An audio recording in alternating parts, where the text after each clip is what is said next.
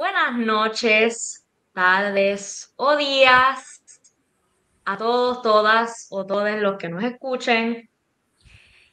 Les doy la bienvenida. Mi nombre es Diana Morales Gorbea y estoy aquí con Eda López Serrano. Ambas les damos la bienvenida a este nuevo programa de Radio Movimiento. Saludos, Eda. Vamos a arrancar dando la palabra. Esto va a fluir como una conversación y espero, ¿verdad?, que a todos les agrade. Eda, cuéntanos un poquito sobre ti. Bueno, en primer lugar, un saludo para ti y para quienes estén viendo este programa, que es muy necesario. Yo creo que necesitamos visibilizar más los esfuerzos que hacemos para adelantar la independencia y la decolonialidad. Pues yo soy una mujer de más de 60 años. Comencé a luchar por la independencia en una organización a los 14. Ya llevo casi 50 años. Eh, y yo desde que era niña sabía que mi aspiración era siempre ser libre. En años más recientes me he dedicado a trabajar la decolonialidad desde el afrofeminismo, que es eh, enfrentar esas raíces coloniales hegemónicas que nos que normalizan en nuestra sociedad para que cuando alcancemos la independencia y la soberanía, seamos una sociedad antirracista, anticlasista y antipatriarcal, que son vestigios coloniales. Soy voluntaria de varios espacios, pero soy apasionada con la lucha por la independencia y me he visto en encrucijadas donde tengo que decidir cómo voy a seguir y siempre he decidido por luchar desde el alma para que no solo mi nación sea libre, ¿verdad? Y soberana, sino como persona libre también. ¿Verdad? Y además, una de esas organizaciones, ¿verdad?, en las que usted destaca su participación y en la que es cofundadora, es el grupo de las Lolitas en su centenario, lo cual es muy fortuito porque de esto trata este programa, sobre la vida, obra e impacto de la vida de la Lolita Lebrón. Si nos puede explicar un poco más sobre qué es las Lolitas en su centenario y, ¿verdad?, cuál es su meta. Sí, mira, en agosto del 2018 yo recibí una llamada de María de Lourdes Santiago porque en el 2019 se cumplían 100 años, perdón, del nacimiento de Lolita. Ella me abordó, yo me entusiasmé inmediatamente. Luego ella contactó a Milagros Rivera y entonces formamos las Lolitas en su centenario, que tenía como norte crear una actividad amplia el 19 de noviembre de 2019, pero realizar una serie de actividades durante el año. Inicialmente, todos los meses, el día 19, íbamos a distintos puntos de la isla para conmemorar en esos puntos el servicio de Lolita. Uno de los elementos que yo quiero destacar es que no solo fue el grupo de las Lolitas en su centenario, sino que una idea que se nos ocurrió fue crear un ejército de Lolitas. Eso, yo tuve un sueño. Yo soñé con una foto en la que viera muchas mujeres portando el uniforme de Lolita, emulando la ropa que ella usó durante el ataque y bajando por la calle del Cristo. Sabíamos que lo queríamos hacer en el Viejo San Juan. Entonces vendimos esas camisetas para sacar fondos para realizar la actividad del 19 de noviembre y para mi gran sorpresa fueron tantas las mujeres que compraron esa camiseta. Mientras tanto, Lolitas que están vinculadas al arte, no sé, al teatro, a diferentes tipos de arte, y muchas compañeras de ellas de otros espacios crearon también un grupo de lolitas para fortalecer ese ejército. Así que se crearon realmente dos espacios que eran uno realmente, uno más estructurado, ¿verdad? De las lolitas en su centenario, y incluíamos varias compañeras, ¿verdad? Era un grupo como de unas 20, pero entonces el ejército de las lolitas también participó, también estuvimos ahí. Fue una foto impresionante porque eran unas 200 mujeres vestidas como lolitas, y para mi gran honor y agradecimiento, las lolitas que se formaron para el ejército continúan activas.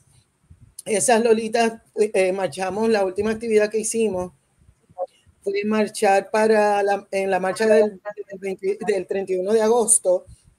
Hubo unas compañeras que también nos representaron durante el 75 aniversario de la insurrección nacionalista del 50, y estamos activas, o sea, estamos tratando ahora de darle un poquito más de cohesión al grupo, porque queremos hacer por la independencia algo más que ir y representar a Lolita en las marchas o en actividades, sino que queremos emular, ¿verdad?, la figura de Lolita, que es tan inspiradora.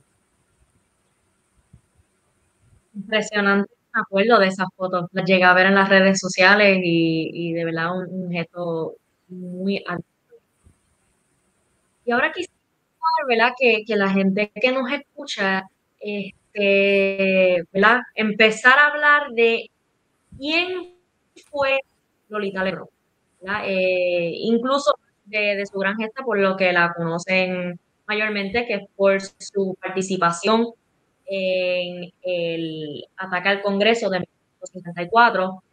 Antes de eso, ¿quién fue Lolita? Bueno, lo primero que te menciono es que del grupo de las lolitas en su centenario hicimos un equipo para curar la biografía de Lolita, porque recibíamos datos diversos y queríamos asegurarnos de que la historia que se contara de quién era Lolita estuviera correcta. En el proceso nos dimos cuenta de que muchos datos que se asumen como ciertos venían de las carpetas que le preparó el gobierno de Estados Unidos y el gobierno de Puerto Rico a Lolita. Lolita nace en noviembre del 1919 en el barrio La Torre, en Lares. Ella, no sabemos a ciencia cierta, pero pensamos que hay algún simbolismo de por qué la fecha es el 19 de noviembre, pero eso es para otra conversación bien interesante. Lolita era hija de un hombre que era capataz de una hacienda de café y de una mujer que era ama de casa. Los apellidos de Lolita, que este es un mito, Lolita es Dolores Lebrón Soto. Ella no es Sotomayor. Y de eso hay una historia que espero poderles relatar un poquito más adelante. Lolita era una mujer brillante. Ella tenía un contacto con la naturaleza, pero además era muy brillante. Cuando Lolita cumple 17 años, su papá la envía a San Juan para tomar cursos de costura, porque ella siempre estaba interesada en la costura. Y tenemos que recordar también que en ese tiempo en Puerto Rico venían muchas compañías exterior, ¿verdad? Para hacer, porque la labor de costura de Puerto Rico estaba cotizada tenía mucho prestigio a nivel internacional por la calidad de nuestras costureras. Entonces toda la isla se llenó de obras, labores, ¿verdad? Pero esas labores requerían que esas mujeres que se dedicaban a la costura trabajaran a destajo, lo que recibían era una centavería. Esto es una presunción mía. Yo asumo que don Agustín, que era el papá de Lolita, decidió enviar a su hija a tomar clases de lo que sería más tarde llamado alta costura a San Juan. Pero el papá de Lolita se enferma de tuberculosis y Lolita tenía una hermana mucho menor que ella era la hija mayor, tenía unos hermanos, así que mandan a buscar a Lolita como poco tiempo después, para que regresara a cuidar a su papá, quien duró 3 meses hasta que murió. Una vez él muere, la familia pierde el derecho de vivir en la hacienda, en la casa que le proveía el hacendado, así que los hermanos de Lolita consiguen empleo en una hacienda en Castañer. Ahí Lolita conoce a este agrónomo que era del programa federal de la Prera y él es el papá de su hija Gladys Mirna. Ese hombre la pone a vivir en un apartamento en San Juan, pero cuando ella daba luz, ¿verdad? Pero ella estaba sola con la nena, él no la visitaba, ella no podía trabajar porque tenía a su niña, así que Lolita toma la decisión de irse a Estados Unidos en 1940, deja a su hija con su mamá y emigra a Nueva York. Cuando Lolita llega a Nueva York, ella se vincula con el Partido Nacionalista. Hay un dato que mucha gente no conoce y es que Lolita nunca conoció físicamente a don Pedro, porque cuando Lolita se va, primero ella vivía en Lares, ¿verdad? Pero ella escuchaba de don Pedro y escuchó de la masacre de Ponce en el 37, cuando ella tenía nada más que 18 años, y ella se hechizó con el discurso y con la figura de don Pedro. Así que cuando ella llega a Nueva York, ella se inserta como militante en la Junta Nacionalista de Nueva York. Y ahí es que ella comienza su proselitismo, ¿verdad? Político, haciendo de todo. Allá se casa. Bueno, se casa por primera vez, pero tiene su segundo hijo que se llamaba Félix. Y en vista de que no tenía personas de confianza que le cuidaran a su bebé, ella regresa a Puerto Rico para traer a Félix, lo deja con su mamá y entonces sus 2 crías vivían con su mamá en Lares, mientras ella trabajaba y enviaba todo lo que ganaba, que no era o sea, todo lo que le sobraba de lo absolutamente necesario, que era comida, renta, solo para subsistir, todo lo demás ella lo enviaba a Puerto Rico. Y esa es la Lolita previa a la tarde. No, en verdad es bien impresionante escuchar eso, o sea, ¿verdad? Aunque sea un resumen, ¿verdad? De su gran, ¿verdad? Desarrollo hacia ese evento que la catapulta, ¿verdad? A la historia de Puerto Rico y mundial, fue un evento mundial. Este, que ella fuera costurera, ella, según tengo entendido, se cosió ese uniforme de ella se lo cosió, ella se lo hizo. Eso es así. Que ella que sacrificó, ¿verdad? Ese tiempo de estar con sus hijos, por esa disciplina que tuvo que dar para estar tan lejos de sus hijos, pero pensando siempre en su bienestar, que creo que un poco se traduce a lo que hace por Puerto Rico. Quizás uno podría hacer un paralelismo entre ¿verdad? Su maternidad, que también se podría considerar algo así como madre. O sea, se consideraba como protectora de la nación puertorriqueña. Mira, No, me parece muy interesante. el tema de la maternidad de Lolita es impresionante, pero vamos a llegar ahí ya mismo, pero yo quería contar un contexto que no es muy conocido. Yo tengo la evidencia, ¿verdad?, de lo que voy a relatar ahora. El hermano de Lolita, Gonzalo Lebrón, era el líder de la Junta Nacionalista en Chicago, ¿verdad?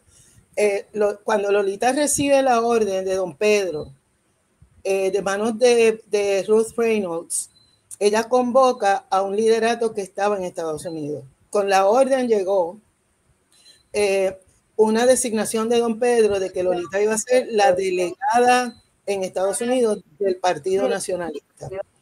Y esto lo quiero relatar porque a veces pasamos de largo algunos datos que nos demuestran la grandeza de las mujeres que lucharon por la independencia desde el Partido Nacionalista. Lolita recibe la orden y la orden de don Pedro era muy específica. Hay que atacar alguna instalación de Estados Unidos que sea relevante y que el ataque fuera de repercusión mundial. Hay que recordar que eso ella lo recibe, pero ya en el 1953, o sea, la lucha del Partido Nacionalista desde el 50 y antes, específicamente sobre el Estado Libre Asociado, era alertar no solo a Puerto Rico, sino internacionalmente, de que eso era una patraña de Estados Unidos para establecer un Estado colonial a perpetuidad. Estados Unidos hizo una campaña muy intensa en la ONU y Estados Unidos no ganó, ¿verdad? Porque usaron todo el poder de intimidación contra los países. Recordemos que la ONU se crea después de la Segunda Guerra Mundial. La ONU era una organización mundial incipiente en 1953, pero la presión de Estados Unidos logró que, cuando digo que ellos no ganaron, fue que la mayoría de los países se abstuvieron. Entonces, al abstenerse, los que votaron a favor crearon la condición de que Puerto Rico fuera excluido de las naciones que iban a ser descolonizadas a través del programa de la ONU de la descolonización a nivel mundial. Es por eso que don Pedro le da la orden a Lolita de que para que fuera comandanta de ese ataque. Ella hubo una reunión, ella convoca, llega su hermano Gonzalo, cuando ella le explica a Gonzalo, y esto lo tengo con el puño y letra de Gonzalo, cuando ella le explica a todos, Gonzalo se resiste y él alega que era porque él entendía primero que no debía estar a cargo de una mujer este ataque, pero además porque él entendía que la estrategia contraria a la de don Pedro, que era sacar la lucha armada por la independencia de Puerto Rico fuera de Puerto Rico, él creía en traer a Puerto Rico unas personas que hicieran el ataque en Puerto Rico. Así que él se negaba y dijo que no la iba a apoyar. La cuestión es que ella incluso no sabía que iba a acompañar. Ella recibe días antes la encomienda que fuera el 1 de marzo, o sea, que es porque había una convención importante en Venezuela de partidos socialistas. Y el punto es que Lolita comanda el ataque. Siempre ella alega, y los compañeros que fueron con ella, Rafael Cancel Miranda, Flores, Andrés Figueroa Cordero, todos decían que Lolita disparó hacia el techo para no dispararle a nadie. Pero el punto es que el proceso, desde marzo 1, el juicio tiene lugar en julio. Es bien impresionante un relato, y es que el testigo estrella contra Lolita fue su hermano Gonzalo Lebrón, quien le escribió días después del ataque a Luis Muñoz Marín para distanciarse de lo que había hecho su hermana. El fiscal en contra de Lolita fue el abogado que representó a Oscar Collazo, porque fue bajo el ataque, después del ataque, sentencian a Oscar Collazo a muerte. Y el abogado que defendió a Oscar Collazo y se logró por la presión internacional que estaba liderada por Rosa Collazo, se logró que eso se quedara sin efecto, pues ese fue el fiscal contra Lolita. El día que Lolita se preparó para dar la declaración que iría a todo el mundo, con la denuncia de lo que estaba pasando en Puerto Rico, y ese mismo día ella se entera por un cura en la cárcel que su hijo Félix se le había ahogado un mes después del ataque y ella no se había enterado hasta ese momento. Entonces, lo que era la estrategia del abogado de Lolita de que ella emitiera declaraciones para explicar y contextualizar ese acto político, se convirtió en un día completo de declaraciones de Lolita hablando precisamente de su maternidad. La sentenciaron a 75 años. Lolita sufrió cárcel en solitaria. Yo escuché una conferencia del doctor Luis Nieves Falcón, quien fue un luchador por todos los prisioneros políticos de Puerto Rico, que él relató que a Lolita le hicieron una celda especial en Arlington para ensayar las torturas que ponían en función en la guerra de Vietnam. Hay un elemento que no se destaca demasiado, que es medular para poder comprender a Lolita, y es que cuando Lolita entra a la cárcel, en lugar de permitir que sus carceleros le violentaran su dignidad, Lolita pasó de todo. Lolita pasó por toques de doctores, ginecólogos. Lolita pasó por todo. Ella lo que hizo fue viajar hacia adentro para encontrar esa libertad dentro de ella. Y ese proceso de Lolita la llevó al misticismo. Lolita perdió a su mamá en el 57. Queda su hermana menor a cargo de su hija Gladys Mirna. Pasan los años y a mí me gustaría relatar un momentito cómo yo conozco de la figura de Lolita, porque en 1977 yo tenía 15 años y entonces yo había escuchado que había una prisionera política puertorriqueña independentista en Estados Unidos. La narrativa del Estado y la narrativa general es, eso no es y lo que fuera. Pero a mí me llamaba mucho la atención que una luchara por la independencia estuviera prisionera. Así que cuando le pasa el suceso trágico a Lolita con su familia, que es que su hija Gladys Mirna muere en un accidente y deja huérfanos a los 4 nietos de Lolita,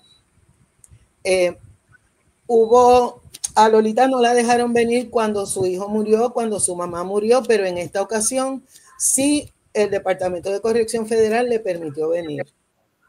En ese momento, el gobernador era Carlos Romero Barceló, quien se negaba a recibir a Lolita en Puerto Rico, porque él alegaba que su presencia iba a instigar la violencia. Hubo mucha presión, porque quienes primero presionaban el Departamento de Corrección, pero aquí el pueblo se decantó de apoyo para que Lolita pudiera venir a enterrar a su hija, la única hija que le quedaba. Entonces, Carlos Romero Barceló accede, pero con una condición, que Lolita no profiriera palabras. Y tenemos que contextualizar eso. Lolita se había ido en el 40 y estamos hablando de que había estado 37 años fuera de Puerto Rico, y fue su primera visita. Pero Lolita pudo ir al entierro, al velorio y al entierro, fue en Barceloneta, el pueblo la acompañó todo el tiempo. Ella vino, enterró a su hija. Hay una foto muy linda donde ella tiene a sus 4 nietos en su regazo. Y 2 años más tarde sale. Cuando yo vi a Lolita por primera vez en la televisión, algo en mí surgió. Era un anhelo de poder ser como esa mujer, por lo menos transmitir lo que transmitía esa mujer en ese momento. Llegó con riguroso negro, un moño increíble, unas pantallitas de perla, collar de perla y el estoicismo más impresionante que yo he visto en mi vida. Una dignidad, una Y entonces ahí yo dije, cuando yo sea grande, yo quiero ser como Lolita, pero es bien interesante que yo la respetaba tanto que nunca fui a visitarla ni compartí mucho con ella. Wow, de verdad que entendería. Yo por mi parte, ¿verdad? Mi generación, yo he hablado con amistades sobre esta cuestión de la era, por así decirlo, ¿verdad? La época o la era de los héroes, porque esta gente son héroes, son gente de mucha, o sea, dignos de mucha admiración, este, que no, o sea, no me, o sea, quizás no puedo comenzar a imaginar cómo se hubiese sentido realmente escuchar, aunque fuera escucharla en una transmisión en televisión, realmente, o sea, como lo que se transmite desde ahora, lo que se recuerda, no debe, o sea, debe no poder esperar realmente escuchar y presenciar eso. Pues mira, hay material en YouTube, hay muchas entrevistas de Lolita. Hay una que a mí me impresiona mucho, que es la primera entrevista que se le hace cuando sale de la cárcel, que se le hizo en Estados Unidos y era en inglés.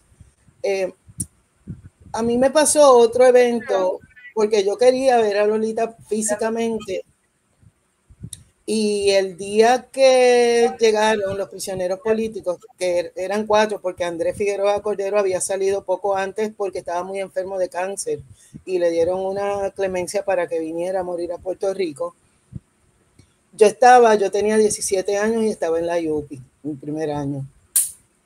Entonces, mi mamá tenía una disciplina férrea conmigo, que yo tenía que ir de casa a la universidad y de la universidad a casa. Pero ese día yo decía, ¿cómo yo voy a irme para Bayamón y no voy ir a recibir a estas personas?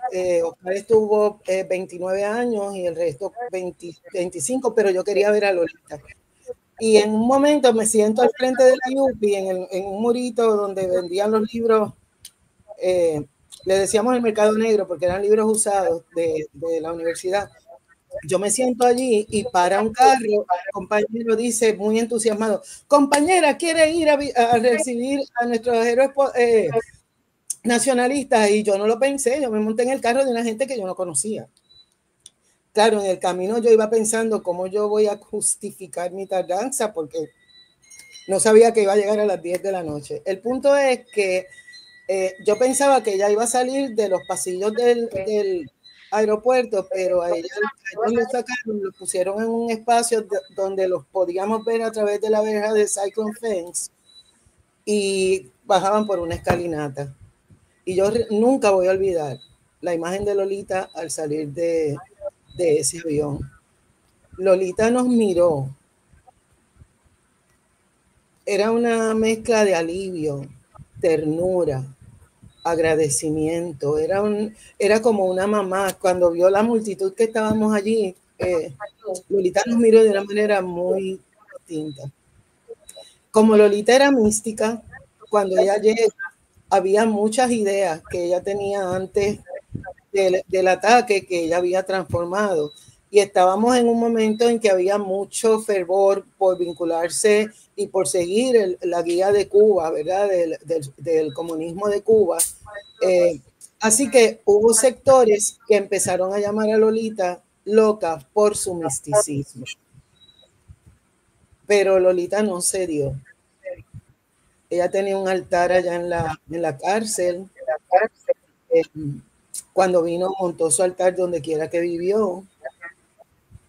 Fue un referente. Yo vi en muchas ocasiones a Lolita en manifestaciones y la manera en que la gente la trataba era una cosa muy emocionante. La firmeza con la que ella defendía a Puerto Rico. La firmeza, por ejemplo, poco después de que Lolita llegara, trajeron aquí a personas haitianas y las metieron en el Fuerte Allen, en Juana Díaz, y las encerraron ahí, eran como un campo de concentración, porque eso ocurrió poco después del derrocamiento de Baby Doc Duvalier, y entonces las personas empezaron a emigrar porque la violencia se desató, y Estados Unidos lo que hizo fue que los metió ahí, y Lolita fue a estar con otro montón de personas importantes para exigir que se tratara el trato humanitario que les soltaron. Pero además Lolita se dedicó, fíjate que es visionario, desde que ella llegó, ella se dedicó a luchar contra las armas nucleares. Y mira lo que estamos enfrentando ahora. Lolita nunca dejó de maternar. Ella, a pesar de que le hizo honor a su nombre de Dolores, Lolita trascendió como un ejemplo de estoicismo, de dignidad, de transformación del dolor más profundo en ternura, de valentía, incorruptible, independentista, muy sensible, una de las mejores de Puerto Rico. Tenemos el honor, gracias a Pablo Ortiz y a María Consuelo Sáez Burgos, que encontró el epistolario de Lolita con Francisco Matos Paoli. Ellos se conocían desde Lares, y tenemos las cartas, el libro donde está ese intercambio que rescató María Consuelo, gracias a que Isabelita Freire, la esposa de don Francisco, guardaba una copia de lo que él le enviaba y guardaba la carta que Lolita le contestaba. Tenemos el honor.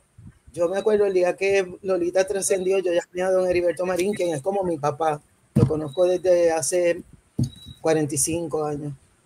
Y lo llamé para acompañarnos, y él me dijo, nosotros tenemos un honor muy grande, y es poder compartir este tiempo en la historia con una Lolita viva, porque Lolita es la madre de la patria. Definitivamente, definitivamente. Es que, o sea, no hay otra palabra que no sea, que es impresionante. Esta mujer es impresionante, es más que su maternidad, es su carácter, y es su alma, o sea, definitivamente, como usted mencionó, es que, es que tratar de, es que no querer emularla, no querer, no, que no se mueva uno hacia, ¿verdad? Hacia todo el día tratar eh, de, de proyectar algo de ese carácter. Es que pasar o sea, entre todos esos sufrimientos y aún así tener de frente la patria, la fe y la dignidad. Hace honor a las palabras, las célebres palabras de Albizu, de que la patria es valor y sacrificio. Fíjate, Ella encarnaba eso. pero hay un elemento que yo quiero destacar porque no se menciona mucho, y es que en los últimos 15, 16 años yo me he dedicado a tratar de descubrir la vida de las mujeres nacionalistas que rodearon a don Pedro, porque don Pedro, en términos de estrategia, tenía unos compañeros muy cercanos que eran eran estrategas que los representaban cuando él estaba encarcelado, y era una tribu muy especial. Sin embargo, don Pedro estuvo rodeado por algo que yo llamo el ejército de amor de don Pedro. Don Pedro, hasta este momento yo he contado unas 20 mujeres nacionalistas muy cercanas a don Pedro. Wow. 20 mujeres nacionalistas. Entonces, desafortunadamente, bueno, yo aprendí con el ejemplo de Lolita que la historia de nuestras mujeres independentistas, además de estar enterradas, ¿verdad? Porque no se conoce su vida, pienso que nos toca a las mujeres independentistas descubrir esas vidas. Y cuando, por ejemplo, yo estudié, descubrí y creé un ensayo sobre la vida de Dominga de la Cruz Becerril, quien es la que fundó las Enfermeras de la República y quien rescató la bandera durante la masacre de Ponce, la que Dominga era muy cercana a don Pedro y no la conocen. Y Dominga era una mujer negra de Ponce. Esa mujer perdió a sus 2 hijas por inanición, de hambre se le murieron, una a los 4 años y otra a los 12. Y fue una declamadora muy importante después de la masacre de Ponce, entre el 38 y el 45. Ella fue una declamadora. Yo he descubierto más de 60 presentaciones en el Ateneo, en sitios importantes en Puerto Rico. Recientemente, en septiembre, se publicó un libro que es de lo mejor que yo he leído, porque es la transcripción de entrevistas a Isabelita Rosado y a Blanca Canales, desde la perspectiva del trabajo social. Por supuesto que hablan de la lucha política de ambas, pero yo desconocía, por ejemplo, que tanto Isabelita como Blanca fueron pioneras del trabajo social en Puerto Rico. Aquí en Puerto Rico todavía no se estudiaba el trabajo social. Quienes lo estudiaban tenían que irse a Estados Unidos, y entonces en el currículo de las maestras, ¿verdad? Había unos cursos que podían tomar en veranos para prepararse como trabajadoras sociales. Ambas fueron pioneras, pilares, lideresas, directoras de oficinas regionales y establecieron los pilares del trabajo social en Puerto Rico, y lo ejercieron hasta poco antes de la revolución del 50. Entonces yo creo que nos toca rescatar la vida de esas mujeres, porque leyendo lo que, por ejemplo, Blanca e Isabelita enfrentaron, yo veo que la crisis que vivimos en este momento, que enfrentamos, es cíclica, pero que además se construyó por el imperio en los años 30 y 40. Así que mientras no conozcamos esa historia, vamos a saber que nos hemos entregado y que las mujeres en Puerto Rico hemos luchado con la vida para poder vivir en un país libre, soberano y, en mi caso, decolonial, que eso quiere decir que enfrente el fundamento del colonialismo, que es racismo, clasismo y patriarcado, para que todas las personas... definitivamente una conversación que hay que tenerse porque no se habla, ¿verdad? Y sí se toca en espacios, ¿verdad? Del independentismo puertorriqueño, pero quizás no se le da no sé, como si no se da ese empeño Yo creo que de causa, de asuntos, pero eso hay que hablarse. El tema del racismo en Puerto Rico hay que hablarse, simplemente hay que hablarse. Es de lo menos que se toca, o sea, me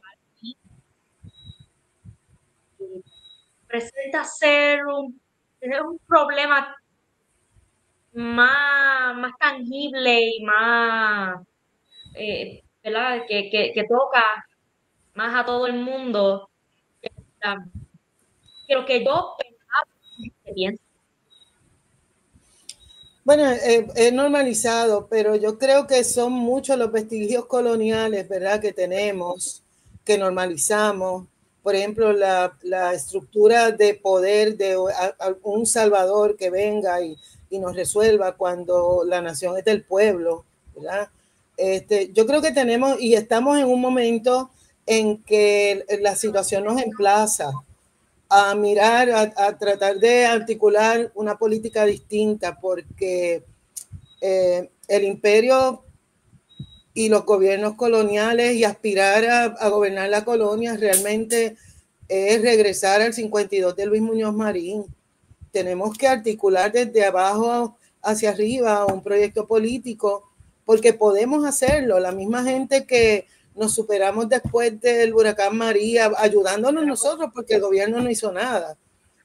Yo creo que podemos y tenemos una ancestralidad de lucha que cuando pues, comenzamos a buscar y a desvelar, nos damos cuenta de que somos un pueblo de verdad grandioso, glorioso, que tenemos los elementos necesarios para poder mandarnos y poder revertir esa pirámide del poder y el control colonial en Puerto Rico. Yo pienso que estos espacios, por ejemplo, son importantes porque yo extraño mucho el debate, el discurso dentro del independentismo, donde choquemos ideas. Puede que haya cosas que yo dije, que haya personas que no están de acuerdo, pero a mí me encantaría que tuviéramos la conversación, porque esa conversación se daba antes y ya yo la extraño. Lo último que voy a decir es que mencioné al hermano de Lolita Lebrón. Gonzalo Lebrón Sotomayor se cambió el apellido para que con Lolita. Y él terminó siendo senador. Él se convirtió en el Partido Popular. Él se hizo un líder del Partido Popular. Y yo recuerdo en mi juventud saber que existía un senador que se llamaba Gonzalo Lebrón Sotomayor, pero nunca tuve ni la más mínima idea de que era el hermano de Lolita.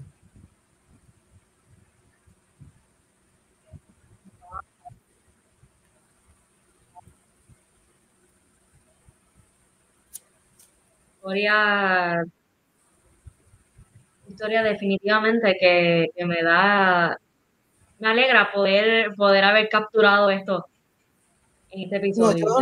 honradísima, de verdad agradecida y honrada porque estos espacios, oye, y que deben ser intergeneracionales también, porque no es que mi generación les enseñe, es que podamos construir lo que necesitamos.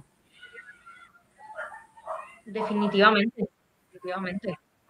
Y acá en Radio Movimiento nosotros honradísimos de tener a usted, de que usted haya sacado de su tiempo. Sabemos que usted es una mujer ocupada y que pues, ha sacado de ese tiempo para compartir con nosotros esta historia. Para nosotros también sabía de usted antes de este programa, conocía ¿verdad? De un poco de su labor. Así que para mí también es un honor poder entrevistarlo a usted. Gracias, querida. Yo nunca estoy ocupada para luchar por mi patria, así que siempre que me necesiten estoy a la orden, porque tenemos que construirla. Yo tengo la esperanza de no trascender sin haber pisado tierra libre de invasores y de imperios. Gracias por la oportunidad. Gracias. Y bueno, ¿alguna última exhortación, algo más que quisiera compartir, ¿verdad? Antes de despedirnos normalmente? Pienso una exhortación, ¿verdad? Que nos activemos colectivamente, pero yo siempre